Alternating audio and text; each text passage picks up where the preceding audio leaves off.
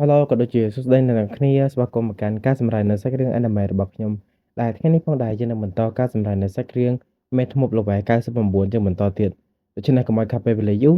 យើងចូលទៅកាន់សាច់រឿងតែម្ដងទៅដែលផ្ដើមនៅសាច់រឿងមកនៅពេលព្រឹកដ៏ស្រស់ស្រាយឡៃកាបានក្រោកពីព្រលឹមដើម្បីធ្វើអាហារពេលព្រឹកដ៏ឈ្ងុយឆ្ងាញ់សម្រាប់អាស៊ូសាក្លិនអាហារដ៏ឈ្ងុយឈ្ងប់បានសាយភាយពីពេញផ្ទះធ្វើឲ្យអាស៊ូសាភ្ញាក់ពីដំណេកទាំងអារម្មណ៍ល្អ ពួកគេទាំងពីរបានអង្គុយញ៉ាំអាហារជុំគ្នាយ៉ាងសប្បាយរីករាយនិងនិយាយរឿងរ៉ាវផ្សេងៗដែលបានកើតមានឡើងកាលពីម្សិលមិញនិងរៀបចំគម្រោងការសម្រាប់ថ្ងៃថ្មីបន្ទាប់ពីញ៉ាំអាហាររួចមកអាស៊ូសាបានសម្រេចចិត្តបង្កើតរបាំងវេទមន្តដ៏រឹងមាំមួយដើម្បីការពារភូមិដែលរស់នៅក្បែរនោះនាងបានប្រមូលយកថាមពលរបស់នាងទាំងអស់ហើយបញ្ជូនវាទៅជាស្រទាប់ពន្លឺដ៏ចែងចាំងព័ទ្ធជុំវិញភូមិទាំងមូលតែភូមិទាំងអស់មានអារម្មណ៍កក់ក្ដៅនិងមានសុវត្ថិភាពនៅក្រោមការការពារដ៏អស្ចារ្យមួយនេះហើយពួកគេពិតជាដឹងគុណចំពោះអាស៊ូសានិងឡៃកាជាខ្លាំងថ្ងៃមួយខណៈពេលដែលអាស៊ូសាកំពុងសម្រាកនៅក្នុងផ្ទះស្រាប់តែមានក្មេងស្រីម្នាក់ឈ្មោះ Felfa បានរត់ចូលមកគោះទ្វារទាំងភ័យស្លន់ស្លោ Felfa បានប្រាប់អាស៊ូសាទាំងទឹកភ្នែកថានាងគឺជាកូនស្រីរបស់អាស៊ូសាហើយអូនស្រីរបស់នាងឈ្មោះ Celsha កំពុងតែចង់សម្លាប់អាស៊ូ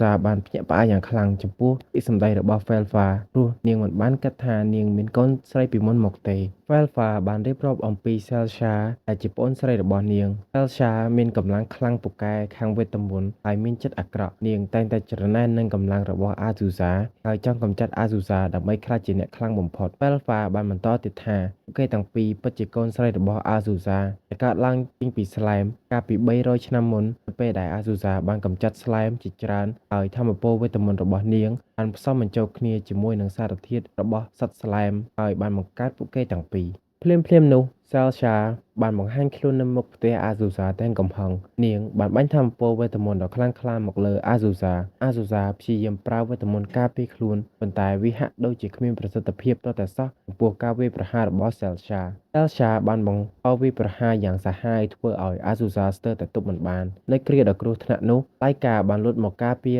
អាស៊ូសាទាន់ពេលឡៃកាបានប្រែក្លាយខ្លួនទៅជានាគដ៏ធំសម្បើមហើយវាយប្រហារជាមួយនឹង Celsha យ៉ាងស្វិតស្វាញបំផុតឡៃកាបានយកឈ្នះ Celsha ដោយជោគជ័យបន្ទាប់ជាមួយដៃរបស់ឡៃកាដោយការយកឈ្នះនេះអាចបន្តកើតឡើងបានដោយសារតែ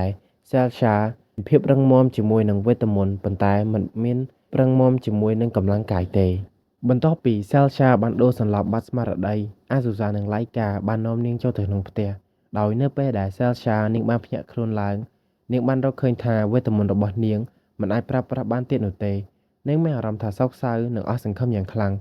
ឯ Felfa ក៏បានចូលមកលួងលោមប្អូនស្រីរបស់នាងដោយលើកទឹកចិត្តថានាងកុំបាក់ទឹកចិត្តអីព្រោះពួកគេនៅតែមានអាស៊ូសាដែលជាម្ដាយចាំមើលថែជានិច្ចអាស៊ូសាបានសួរនាំពួកគេទាំងពីរនាក់យ៉ាងយកចិត្តទុកដាក់ហើយក៏បានសម្រេចចិត្តអនុញ្ញាតឲ្យពួកគេរស់នៅជាមួយនាងនៅក្នុងផ្ទះតែមួយ Felfa និង Celsha ពិតជាសប្បាយចិត្តយ៉ាងខ្លាំងចំពោះសេចក្តីសប្បុរសរបស់អាស៊ូសាបន្ទាប់មកពួកគេបានចេញទៅប្រមាញ់ស្លែមដែលជាទម្លាប់របស់អាស៊ូសាជាធម្មតាពួកគេបានប្រាប់អាស៊ូសា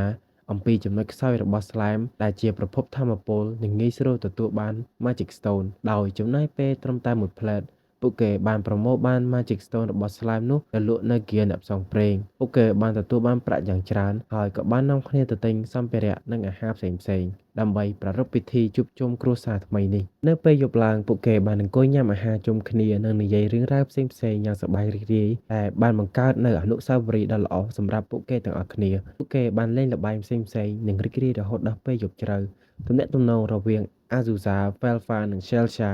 កាន់តែរឹងមាំឡើងពីមួយថ្ងៃទៅមួយថ្ងៃនិងបានបង្កើតជាគ្រួសារដ៏កក់ក្ដៅមួយដោយសាច់រឿងរបស់យើងក៏បានកាត់ចប់ត្រឹមនេះបាយបាយ